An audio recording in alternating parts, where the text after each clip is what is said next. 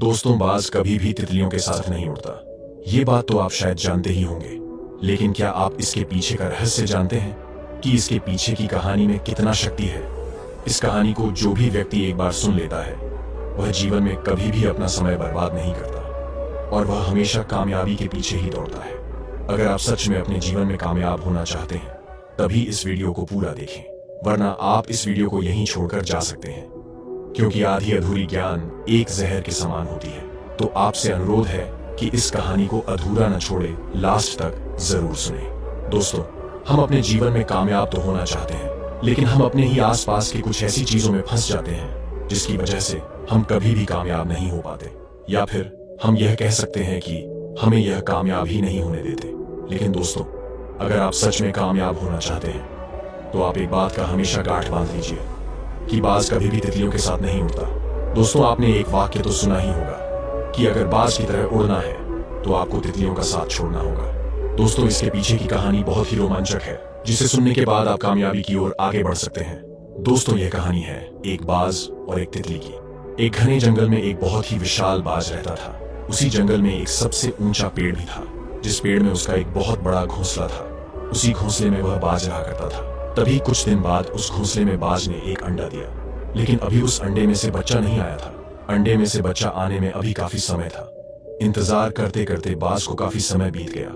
तभी एक दिन अचानक मौसम के परिवर्तन से वहां एक बहुत बड़ा तूफान आ जाता है। उस तूफान से बचना काफी मुश्किल था। तूफान इतना ज्यादा था कि वह अपने सामने किसी भी चीज को उखाड़ कर फेंक दे।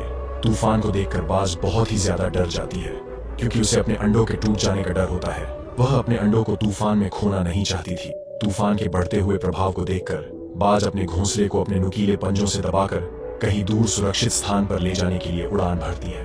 लेकिन कुछ दूर पहुंचने के बाद उसके पंजे से वह अंडा गिर जाता है और वह एक जंगल में खो जाता है। अंडा जंगल में खोने की वजह से बाज बहुत ही ज्यादा दुखी हो जाती है, क्योंकि वह अंडे को तूफान से बचाते हुए दूसरे सुरक्षित जगह पर ले जा रही थी, लेकिन वह रास्ते में ही खो जाती है। इसलिए बाज बहुत ही ज्यादा दुखी हो जाती है। अपने अंडे को ढूंढने के लिए बाज बहुत ही प्रयास करती है, लेकिन उसका अंडा कहीं भी नहीं मिलता।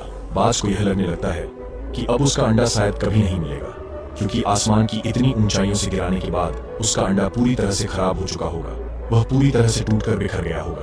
तभी बाज अपने आप को कोसते हुए उदास मन लेकर वहां से चली जाती है, लेकिन उसको ये खबर ही नहीं होता है कि उसका अंडा अभी भी सुरक्षित है, क्योंकि उसका अंडा जंगल के झाड़ियों में बहुत ही घने घास के बीच में गिरा था, जिससे कारण उसके अंडे को कुछ भी नहीं हुआ था। लेकिन उसको क्या पता था, उसका अंडा बहुत ही घने घास के बीच में छिपे होने से उसको दिखाई ही नहीं देता, जिसके कारण वह बाज वहां से वापस चली जाती है। कुछ दिन बीत जाने के बाद उस अंडे में से बच्चा बाहर आता है और आसपास देखने लगता है, तो आसपास का नजारा देखकर उसकी आंखें खुली की खुली ही रह जाती हैं, क्योंकि जिस स्थान पर वह खड़ा था वह पूरा इलाका तितलियों का था। उसे चारों तरफ वहां तितलियां ही तितलियां दिखाई देती हैं। उसे कुछ भी समझ नहीं आता। तभी उनमें से कुछ तितलियों का समूह उस बाज के बच्चे को देख लेते हैं, जिससे सारी तितलियां घबरा जाती हैं कि यह बाज का बच्चा यहाँ कैसे आया और यहाँ क्या कर रहा है। सारी तितलियां डर जाती हैं कि अगर इसकी माँ यहाँ आ गई तो हम सभी को अपना भोजन बना लेगी, जिससे सारी तितलियां उसके पास जाने से डरने लगती हैं और उससे दूरी बना लेती हैं। धीरे धीरे ऐसे ही कुछ दिन बीत जाता है, लेकिन उसकी माँ वहां उसके पास नहीं आती, जिससे सारी तितलियां समझ जाती हैं कि यह बच्चा अकेला है और यहाँ भटक गया है, जिससे सारी तितलियां उसके पास जाती हैं और उसे अपने साथ ही अपने ग्रुप में शामिल कर लेती हैं। तभी बाज का बच्चा उन तितलियों के साथ ही रहने लगता है, जिससे वह बाज का बच्चा उन तितलियों का ही रहन सहन अपना लेता है और अपना जीवन यापन करने लगता है। धीरे धीरे काफी समय बीत जाता है और वह अब थोड़ा बड़ा हो जाता है, लेकिन उसे कभी पता ही नहीं चलता कि वह किसी और का बच्चा है। उसे यह लगता कि वह एक तितलियों का बच्चा है, लेकिन उसे एक बात हमेशा परेशान करती कि वह इन तितलियों के जैसा क्यों दिखाई नहीं देता, वह इन सभी से अलग क्यों दिखता है। लेकिन फिर भी वह बच्चा पूरी तरह से तितलियों के रहन सहन में ढल चुका था। उसे ना तो शिकार करना आता था और ना ही ऊंचे ऊंचे उड़ान भरना। वह तितलियों के जैसे ही सिंपल और शाकाहारी भोजन करता और जीवन यापन करता। वह तितलियों के समान ही दूसरे पक्षियों से बहुत ज्यादा डरता कि कहीं कोई उसका शिकार न कर ले, लेकिन उसे अपने शक्ति का अंदाजा ही नहीं था कि वह किसका बच्चा है और वह क्या कर सकता है। वह तितलियों के वेशभूषा पर ही ढल चुका था। तभी एक दिन उसकी माँ अपने शिकार का पीछा करते करते उसी जंगल में पहुंच जाती है। उसे देखकर सभी तितलियां इधर उधर भागने लगती हैं। सभी तितलियों को भागते हुए देखकर उस बाज का बच्चा भी डर से भागने लगता है और डर से छिप जाता है। लेकिन तभी उसकी माँ कुछ तितलियों को पकड़ लेती है। पकड़ते पकड़ते उसकी नजर उसी बच्चे पर जाती है, जिसे देखकर वह हैरान रह जाती है कि आखिर ये मुझसे छिप क्यों रहा है।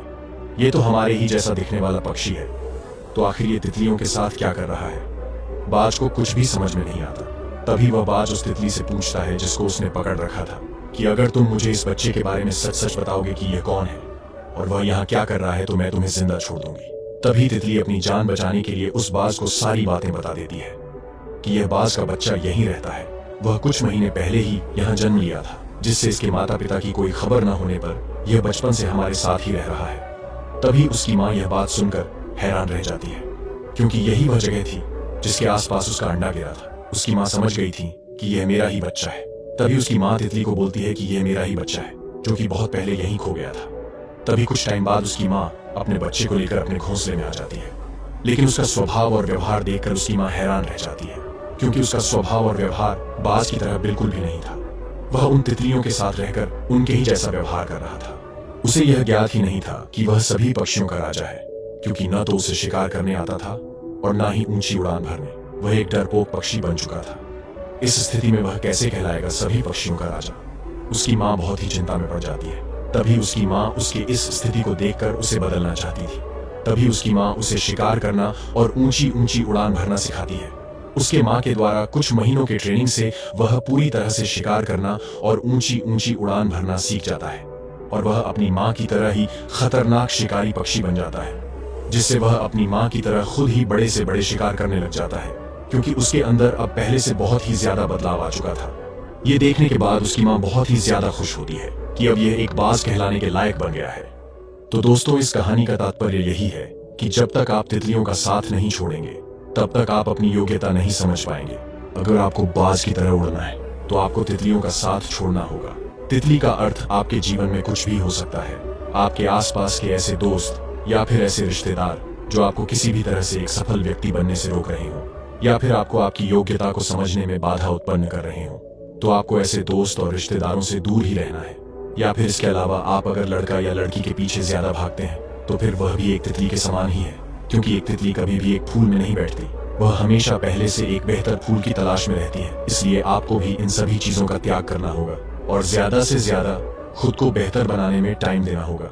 तभी आप एक सफल व्यक्ति बन सकते हैं, क्योंकि बाज कभी भी तितलियों के साथ उड़ने के लिए नहीं बना होता। अगर आपको भी बाज की तरह उड़ना है तो आपको तितलियों का साथ तो छोड़ना ही होगा। तभी आप एक सफल व्यक्ति बन सकते हैं और अपने सपनों को साकार कर सकते हैं। तो दोस्तों, आशा करता हूं कि आपको ये कहानी पसंद आया।